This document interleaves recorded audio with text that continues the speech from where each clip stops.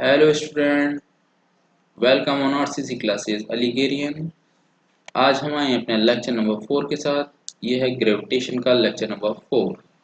तो अभी हमने लास्ट टर्न पर ग्रेविटेशन का पहला लेक्चर पढ़ा था, जो लेक्चर नंबर हमारा 3rd था, और ये हमारा लेक्चर नंबर 2 है, यानी कि ग्रेविटेशन का। और वैसे हमारा ये लेक्चर नंबर 4 है, क्लास 9। तो ये आपको जैसे पता है कि हम यहाँ अपनी फ्री लेक्चर सीरीज चला रहे हैं और इसमें पूरा कंप्लीट चैप्टर कराया जाता है। इसलिए आप अंत तक जुड़े रहें और ज़्यादा से ज़्यादा लोगों में इसको शेयर करें ताकि सभी को इससे बेनिफिट हो, और आपको भी इससे बहुत ज़्यादा आगे बेनिफिट होने वाला है। तो इस वीडियो में अंत तक बने रहें। बहुत सारी आज नई चीज़ें हम सीखेंगे, और इन नई चीज़ों के साथ साथ हम वो भी चीज़ें करेंगे जो आपके एमयू एंट्रेंस में आती हैं। चलिए शुरू करते हैं अपने लेक्चर को। तो देखिए यहाँ हमारे पास क्या है, relation between the force of gravity on moon and on earth. मतलब क्या है, यहाँ जो फोर्स होता है अर्थ पर और जो मून पर, वो क्या है, उनमें रिलेशन क्या है वो देखते हैं। तो अभी तक आपने ये बुक्स में नहीं पढ़ा होगा, लेकिन हम आपको यहाँ आज इस ऑनलाइन क्लासेस में पढ़ा रहे हैं। तो देखिए यहाँ क्या है, हमने माना कोई ऑब्जेक्ट है जिसका मास m है। अब हम इसका जो वेट है वो अर्थ पर निकालना चाहते हैं। यहाँ वेट से आप कंफ्यूज ना हो, वेट मतलब वही है जो अर्थ अपनी तरफ किसी भी ऑब्जेक्ट को अट्रैक्ट करती है, जिस फोर्स से करती है उसी को हम यहाँ वेट कह रहे हैं, या इसको हम फोर्स कह सकते हैं, फोर्स ऑफ अर्थ कह सकते हैं, एफ ई। तो देखिए हमें मालूम है फोर्स का फॉर्मूला होता है जी m1 m2 upon are square. यहाँ हमारा कोई एक ऑब्जेक्ट है जिसका मास m था, और ये जो m ही है ये अर्थ का मास है। तो यहाँ हम फॉर्मूला लगा सकते हैं, जी m1 m2 upon are square की जगह हमने लिख रखा है कि G M E into M upon R E square. अब यहाँ G M E upon R E square ये है क्या? तो देखिए यहाँ जी क्या है, आपको पता है ग्रेविटेशनल कांस्टेंट है, लास्ट टाइम में हम पढ़ चुके हैं। किसी ने अगर हमारा फर्स्ट लेक्चर ना देखा हो वो देख ले, ज़्यादा लंबा हमारे लेक्चर्स होते नहीं हैं, ठीक है, तो आप उसको पढ़ लें अच्छे से। दूसरा है हमारा एम ई क्या है, मास ऑफ अर्थ। एम क्या है, मास ऑफ ऑब्जेक्ट। और आर ई क्या है, रेडियस ऑफ द अर्थ। ठीक है, अब यहाँ हम बात करते हैं, ये तो हुआ अर्थ पर, और यहाँ हम बात करेंगे फोर्स ऑन मून। मून पर क्या रहेगा, मून पर रहेगा जहाँ हमने मास ऑफ अर्थ लिया था, यहाँ मास ऑफ मून लेंगे। जहाँ हमने आर ई लिया था यहाँ हम लेंगे आर एम। बस चेंजेस कुछ नहीं है यहाँ। आपकी ये फर्स्ट इक्वेशन हो गई, ये आपकी सेकंड इक्वेशन हो गई यहाँ पर, और एम एम आपका मास ऑफ मून है, और ये है रेडियस ऑफ मून। चलिए तो आगे चलते हैं हम इसमें। अब देखते हैं हम यहाँ करने क्या वाले हैं। यहाँ हम करने वाले हैं फोर्स ऑफ ग्रेविटी। देखिए यहाँ क्या है, फोर्स ऑफ ग्रेविटी तो खैर नहीं, लेकिन हम यहाँ क्या करेंगे, जो हमारा फोर्स ऑफ ग्रेविटेशन है ऑन अर्थ और मून, इसका रिलेशन निकालेंगे। कैसे निकालेंगे, हम करेंगे डिवाइड इक्वेशन फर्स्ट को सेकंड से। जब हम इक्वेशन फर्स्ट को सेकंड से डिवाइड करेंगे तो देखिए ये जो एफ ई था, एफ ई जब एफ एम से डिवाइड करेंगे तो जो एफ ई वाला पार्ट है वो ये था ये, और जो एफ एम वाला पार्ट है वो इसके नीचे आएगा। इसलिए हम क्या करते हैं, नीचे ना लिखकर यानी डिनोमिनेटर में ना लिखकर हम इसको मल्टीप्लाई कर देते हैं, और न्यूमरेटर का डिनोमिनेटर में कन्वर्जन हो जाता है, और डिनोमिनेटर का न्यूमरेटर में कन्वर्जन हो जाता है। कन्वर्जन मतलब बदलाव, यानी चेंज हो जाता है। जैसे आपने छोटी क्लास में पढ़ा होगा कि अगर कोई ऑब्जेक्ट है, 1/x लिखा है एग्जाम्पल के तौर पर, ऑब्जेक्ट नहीं, एक इक्वेशन मान लें, 1/x लिखा है, यहाँ आपका 2/x लिखा है एग्जाम्पल के तौर पर। तो क्या होगा, जो ऊपर वाला पार्ट है यानी ये 1/x वाला पार्ट ऐसे ही रहता है, और जो नीचे वाला पार्ट होता है जो डिनोमिनेटर में होता है उसको हम क्या कर सकते हैं, रेसिप्रोकल कर सकते हैं। इसलिए जो आपका आंसर आ जाएगा वो कितना आ जाएगा, 3 ऊपर, और जो आपका 2 है वो नीचे हो जाएगा, और ये आपका आंसर आ गया। 3 1 3 कर देंगे, और जो आपका 2 है x के साथ मल्टीप्लाई हो जाएगा, तो ये आपका आ जाएगा 3/2x। क्लियर? तो इसी तरह से यहाँ पर भी हुआ है। तो यहाँ जो चीज़ कैंसिल आउट हो रही है उसको कैंसिल कर सकते हैं। यहाँ m से ये m कैंसिल हो रहा है, बाकी और कुछ कैंसिल हो रहा है, हाँ ये एक g हो रहा है, ये आपका यहाँ g कैंसिल हो रहा है। आपका m e और r m बचा है ऊपर, और नीचे r e और यहाँ m m बचा है। तो r m और r e को हमने एक ही ब्रैकेट में रख लिया और स्क्वायर यहाँ लगा दिया इनका। इसी तरह से जो m e था और यहाँ m m था, इसको हमने एक साथ लिख लिया, तो ये हमारा आंसर आ गया। तो अगर सवाल में आ जाए आपके एग्जाम में, क्या पूछा जाए कि F M upon F E का रेशियो बताएं, तो क्या होगा, और मास अर्थ का और मून का दे दिया जाए, नहीं दिया हो तो आपको याद होना चाहिए, ठीक है। तो आप याद रखेंगे या फिर आपको एग्जाम में दिया होगा।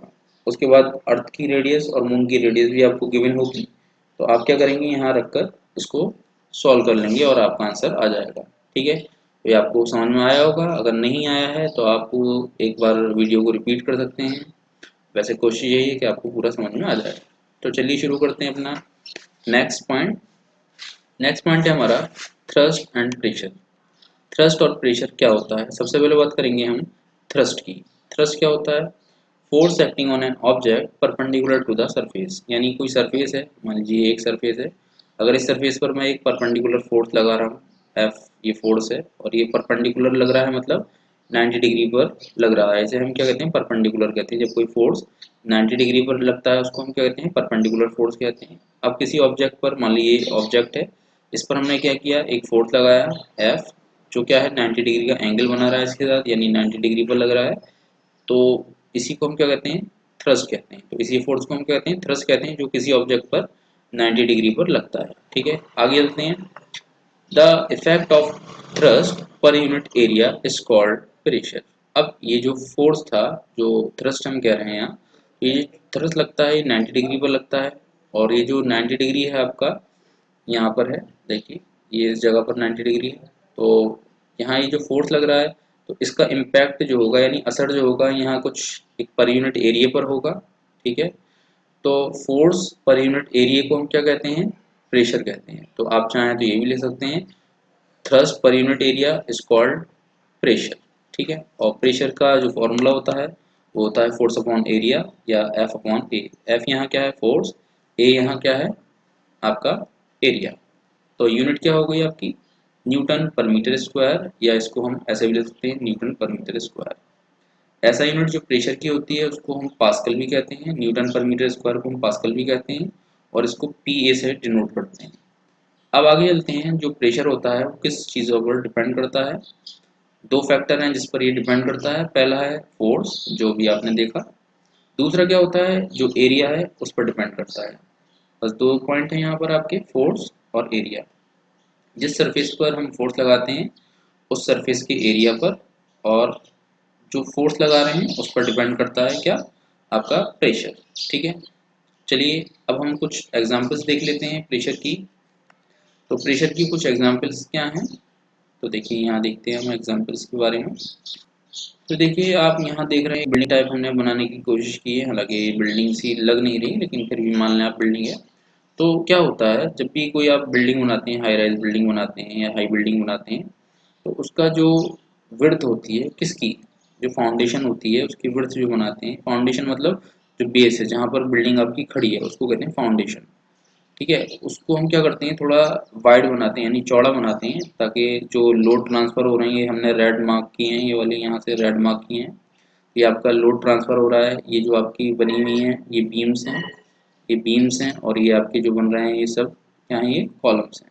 ठीक है, तो यहाँ क्या होता है, बीम से कॉलम में ट्रांसफ़र होता है लोड, और फाइनली ये क्या आता है, फाउंडेशन में आ जाता है। ठीक है, तो जब फाउंडेशन आपकी पतली होगी, तो जो एरिया अगर आपका पतला होता है यानी चौड़ा नहीं होता है, तो फोर्स जो लगता है आपका ज़्यादा आ रहा हो, और फाउंडेशन आपकी पतली हो, तो क्या होगा, आपकी इस फाउंडेशन का क्रैश होने का खतरा बढ़ जाता है। मतलब वो जो आपकी फाउंडेशन है वो ख़राब हो जाएगी, या आपका डिफरेंशियल सेटलमेंट हो जाएंगे।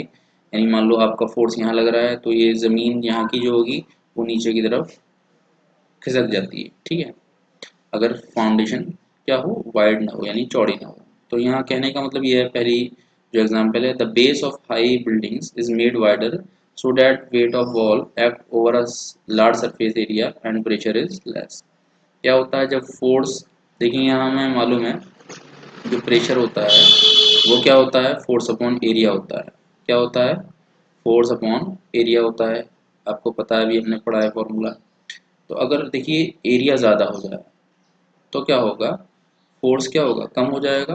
अगर एरिया में ज़्यादा कर दूं तो फोर्स क्या होगा, कम हो जाएगा। और अगर हम एरिया को कम कर दें तो क्या होता है, फोर्स बढ़ जाता है। तो यहाँ इसीलिए हम कह रहे हैं वाइडर एरिया। वाइडर एरिया होगा तब फोर्स जो लगेगा, सॉरी, फोर्स कम हो जाएगा, और फोर्स कम हो जाएगा तो जाहिर सी बात है आपका जो प्रेशर है वो भी कम हो जाएगा। तो यहाँ क्या होता है, प्रेशर कम हो जाता है अगर हम किसी सरफेस को चौड़ा कर दें। ठीक है, इसी तरह से आपके जो स्कूल के बैग होते हैं तो उनकी स्ट्रिप जो होती हैं वो कैसी होती हैं, चौड़ी होती हैं, ताकि आपके जो शोल्डर्स होते हैं उन पर प्रेशर ज़्यादा ना पड़े। ठीक है, तो एरिया बढ़ने की वजह से क्या होता है, प्रेशर कम हो जाता है और आपको बहुत कम पेन महसूस होता है अपने शोल्डर्स पर।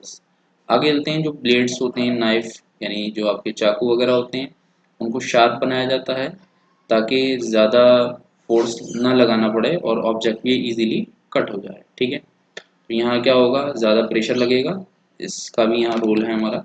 अगर एरिया को हम पतला कर दें, मान लीजिए जो आपका नाइफ है तकरीबन इस तरह से इसकी वो होती है धार। ठीक है, तो यहाँ ये जो आपकी नाइफ है, नाइफ की जो धार होती है या कुल्हाड़ी जो होती है, उनकी जो धार होती है वो थोड़ी सी बहुत ज़्यादा शार्प होती है, जिसकी वजह से वो चीज़ों को बहुत जल्दी इजीली कट कर सकते हैं।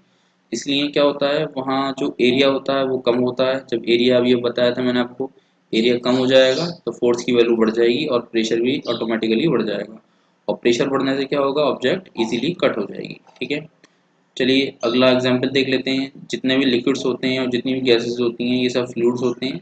They exert pressure in all direction. ये क्या करते हैं, हर डायरेक्शन में क्या करते हैं, प्रेशर लगाते हैं। तो आपको ये याद रखना है। तो दो तीन एग्जांपल याद रख सकते हैं आप अपने एग्जाम पॉइंट ऑफ व्यू से, पहली, दूसरी और यहाँ तीसरी। ठीक है, आगे चलते हैं हम। आगे है बायोन्सी। अगर बायोन्सी अगर आपने नहीं पढ़ा है, नहीं देखा है, तो आप अपने बाथरूम में इसको रोज़ देखते हैं। क्या है, जब आपको नहाते हैं तो आपके पास एक बकेट होती है यानी बाल्टी होती है। इस बाल्टी के अंदर आप क्या करते हैं, मग डालते हैं, और जब मग डालते हैं तो आपको ऐसा लगता है कि वो मग ऊपर की तरफ आ रहा है। ठीक है, तो ये ऊपर की तरफ क्यों आता है, सोचा है कभी? ये इसीलिए आता है कि उस पर एक अपवर्ड फोर्स लगता है जो कि उसको ऊपर की तरफ ढकेलता है। इसी को हम क्या कहते हैं, बायोन्सी कहते हैं। ठीक है, तो आपको समझ में आया होगा। जब हम किसी ऑब्जेक्ट को पानी के अंदर डुबाते हैं तो क्या होता है, वो फ्लूइड जिसके अंदर हम उसको डुबा रहे हैं, फ्लूइड मतलब पानी हो सकता है या कोई भी चीज़ हो सकती है, तो उसको हम जब मग को पानी के अंदर डुबाते हैं तो क्या होता है, ऊपर की तरफ फोर्स लगाता है। इसी फोर्स को हम बायोन्सी कहते हैं। ठीक है, it act in upward direction and depend on the density of the fluid. और ये जो बायोन्सी होता है, याद रखें आप एंट्रेंस के पॉइंट ऑफ व्यू से क्या याद रखेंगे, कि जो बायोन्सी होती है किस पर डिपेंड करती है, डेंसिटी ऑफ द फ्लूइड पर डिपेंड करती है। ये आपका एंट्रेंस पॉइंट ऑफ व्यू से इंपॉर्टेंट पॉइंट हो जाएगा। ठीक है, तो डेंसिटी पर डिपेंड करता है कौन, बायोन्सी। आगे चलते हैं हम। तो देखिए डेंसिटी क्या होता है, डेंसिटी होता है मास पर यूनिट वॉल्यूम को हम डेंसिटी कहते हैं। और यहाँ मास पर यूनिट वॉल्यूम का मतलब क्या है वो आपको मैं बताता हूँ। मास का मतलब क्या होता है, जो भी आपके अंदर मैटर है उसको हम कहते हैं इसका मास। और आप किसी न किसी स्पेस को तो कवर करते ही हैं, यानी किसी न किसी स्पेस को घेरते हैं। तो जितनी स्पेस को आप घेरते हैं और जितना आपके अंदर मास होता है, इसी के रेशियो को हम क्या कहते हैं, डेंसिटी कहते हैं। ठीक है, और जो डेंसिटी होती है वो क्या होती है, डिपेंड करती है किसी भी ऑब्जेक्ट के मास पर और उसके वॉल्यूम पर डिपेंड करती है। तो यहाँ डेंसिटी का फॉर्मूला क्या होता है, मास अपॉन वॉल्यूम। और मास की यूनिट क्या होती है, केजी होती है। और जो वॉल्यूम होता है इसकी यूनिट क्या होती है, मीटर क्यूब होती है। इसलिए आपकी जो ऐसा यूनिट हो गई डेंसिटी की, वो क्या होती है, केजी मीटर क्यूब, यानी केजी इंटू, यहाँ देखिए मैं ऐसे करके लिख सकता हूँ, ये हो जाएगा केजी। और यहाँ केजी के साथ अगर हम जो आपका मीटर है उसको ऊपर लेकर आते हैं, ये पावर हो जाती है माइनस की, तो जो आपकी एसआई यूनिट हो जाती है केजी पर मीटर क्यूब हो जाती है। तो इसको हम ऐसे भी लिख सकते हैं, और आप कहीं ऐसे लिखा हुआ देखें तो घबराए ना, ये भी यही है जो आपका ये वाला पॉइंट है। ठीक है, अब डेंसिटी कुछ हमारी नॉन डेंसिटी होती है, मतलब जो मालूम होती हैं हमें पहले से। वो क्या है, वाटर की डेंसिटी है, वो कितनी होती है, केजी में अगर लेते हैं तो 1000 केजी पर मीटर क्यूब। अगर किलो न्यूटन में लेते हैं 9.81 किलो न्यूटन। अगर इसको आप न्यूटन में कन्वर्ट करेंगे तो आप मल्टीप्लाई कर देंगे इस वैल्यू को किससे, 1000 से, तो आपका जो आंसर आएगा वो न्यूटन में आ जाएगा। ठीक है, और ये हमेशा याद रखिएगा किलो न्यूटन पर मीटर क्यूब है या फिर न्यूटन पर मीटर क्यूब हो सकता है। अगर मैं 1000 से इसको मल्टीप्लाई कर देता हूँ तो क्या हो जाएगा, किलो न्यूटन से मीटर में कन्वर्ट हो जाएगा, सॉरी न्यूटन में कन्वर्ट हो जाएगा, और ये आपका आ जाएगा 9810 न्यूटन पर मीटर क्यूब।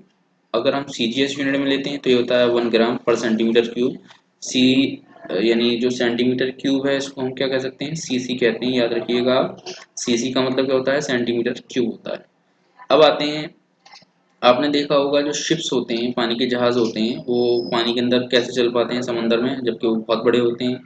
अब जितना बड़ा ऑब्जेक्ट होगा उतना ही उसका वॉल्यूम होगा, और जितना वॉल्यूम होगा उस पर उतना फोर्स, क्योंकि हमारा प्रेशर का फॉर्मूला क्या होता है, फोर्स अपॉन एरिया होता है। मान लीजिए अगर हमारा क्या हो, ये क्या है, फोर्स अपॉन एरिया, जितना एरिया ज़्यादा होता है किसी ऑब्जेक्ट का तो उतना क्या होगा, प्रेशर उस ऑब्जेक्ट पर कम लगेगा, यानी पानी उस पर कम प्रेशर लगाएगा। तो इससे क्या होता है, आसानी से तैर लेता है। ठीक है, और ये डेंसिटी पर भी डिपेंड करेगा, जाहिर सी बात है। तो डेंसिटी जो होती है किसी ऑब्जेक्ट की, वो किस पर डिपेंड करती है, उसके मास और वॉल्यूम पर। तो देखिए इसका जो वॉल्यूम है वो क्या है, बहुत ज़्यादा है, इसीलिए क्या हो रहा है, इसका जो डेंसिटी है वो कम होगी, और जब इसकी डेंसिटी पानी की डेंसिटी से कम हो जाएगी तो इसलिए क्या होगा, शिप पानी के ऊपर तैरने लगेगा। ठीक है, तो यहाँ देखिए अगर किसी ऑब्जेक्ट की डेंसिटी क्या होती है, कम होती है पानी की डेंसिटी से, तो ये जो ऑब्जेक्ट होता है वो पानी के ऊपर फ्लोट करता है, फ्लोट मतलब तैरता है। और अगर किसी ऑब्जेक्ट की डेंसिटी पानी की डेंसिटी से ज़्यादा हो जाए तो वो सिंक कर जाता है, सिंक मतलब डूब जाता है। ये हम क्या करेंगे, डेंसिटी जो होती है उन पर ही डिपेंड करता है सारा ऑब्जेक्ट जो होता है। तो आगे चलते हैं, हम देखते हैं ऑब्जेक्ट को पानी के अंदर हाफ या फुल इमर्स करते हैं, यानी डुबाते हैं। तो क्या होता है, इस ऑब्जेक्ट पर ऊपर की तरफ एक फोर्स लग रहा होता है, और ये जो फोर्स होता है उस पानी के वेट के बराबर होता है जिस पानी के वेट को इस ऑब्जेक्ट ने हटाया है वहां से। ठीक है, इसी को हम क्या कहते हैं, आर्किमिडीज प्रिंसिपल कहते हैं। आर्किमिडीज प्रिंसिपल के कुछ एप्लीकेशन है, एप्लीकेशन मतलब कहाँ इसको हम अप्लाई कर सकते हैं, वो देख लेते हैं कहाँ अप्लाई करते हैं। तो पहला एप्लीकेशन है इसका कि इसको हम इस्तेमाल करते हैं रिलेटिव डेंसिटी को निकालने के लिए, जो सब्सटेंस होते हैं उनकी रिलेटिव डेंसिटी निकालते हैं इससे। दूसरा क्या होता है, शिप को डिज़ाइन करते हैं, और जो सबमरीन होती हैं उनका डिज़ाइन में भी हम इसका इस्तेमाल करते हैं आर्किमिडीज प्रिंसिपल का। शिप तभी चल पाते हैं पानी पर जब उसका क्या होता है, डेंसिटी कम होती है। और सबमरीन पनडुब्बियों को कहते हैं, जो पानी के अंदर चलती हैं, इन्हें पनडुब्बी कहते हैं, ये सबमरीन है।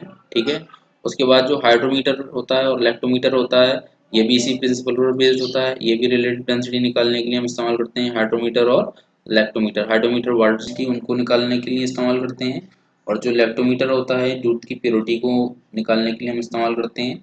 और ये दोनों ही किस पर बेस्ड हैं, आर्किमिडीज प्रिंसिपल पर बेस्ड होते हैं। ठीक है, आगे चलते हैं। तो आपको याद रखना है लेक्टोमीटर और हाइड्रोमीटर, और इसके दो एप्लीकेशन हैं। तो आप यहाँ 2 या 3 एप्लीकेशन भी यहाँ दिए हुए हैं, इन तीनों एप्लीकेशंस को याद रखें, ये आपके एग्जाम पॉइंट ऑफ व्यू से भी इंपॉर्टेंट है और आपके एंट्रेंस पॉइंट ऑफ व्यू से भी इंपॉर्टेंट है। आगे चलते हैं हम। तो देखिए रिलेटिव डेंसिटी क्या होती है, ये रेशियो होता है density of substance to density of water. Density of substance क्या होता है, कोई भी चीज़ हो सकती है, आपका कोई प्लास्टिक हो सकता है, कोई लकड़ी का टुकड़ा हो सकता है, कोई लोहे का पीस हो सकता है, यानी आयरन का पीस हो सकता है सब्सटेंस के लिए। और वाटर तो आपको पता है वाटर ही होता है, तो वाटर की डेंसिटी नीचे रखते हैं, डिनोमिनेटर में रखते हैं, और जो आपकी सब्सटेंस की डेंसिटी होती है उसको ऊपर रखते हैं न्यूमरेटर में। इसी को हम कहते हैं आरडी कहते हैं, यानी रिलेटिव डेंसिटी कहते हैं। इसकी कोई यूनिट नहीं होती है, याद रखिएगा इसको। और इसका फॉर्मूला होता है density of substance upon density of water. अब यहाँ बात करेंगे कुछ जो चीज़ें होती हैं उनको दो डेंसिटी याद रखनी है। रिलेटिव डेंसिटी होती है मरकरी की, और एक रिलेटिव डेंसिटी होती है आपकी वाटर की, कितनी होती है 1 होती है, और मरकरी की कितनी होती है 13.6 होती है। आगे चलते हैं हम। तो देखिए यहाँ इक्वेशन ऑफ ग्रेविटेशन है, 3 इक्वेशन ऑफ ग्रेविटेशन होती है, पहली ये है, दूसरी ये है, और तीसरी आपकी ये है। तो v बराबर यू प्लस जी टी होता है, h बराबर u t plus half g t square होता है, और v square is equal to e square h होता है। तो आपको ये तीनों फॉर्मूले याद रखने हैं। नेक्स्ट टर्न पर हम ये फॉर्मूले डिटेल में पढ़ेंगे, और इसके बाद एक लेक्चर है हमारा, उस लेक्चर में हम पूरा अपना ग्रेविटेशन ख़त्म कर देंगे। उसमें इंपॉर्टेंट एमसीक्यूज होंगे और आपके इंपॉर्टेंट क्वेश्चन होंगे जो प्रीवियस ईयर में आए हुए हैं, और एनसीईआरटी के कुछ क्वेश्चंस करेंगे। और वो इम्पोर्टेंट बहुत लेक्चर होगा आपके लिए, बहुत ज़्यादा इंपॉर्टेंट होगा, इसीलिए आप उसको पूरा देखें। चलिए इस लेक्चर को यहीं ख़त्म करते हैं। Thank you, take care.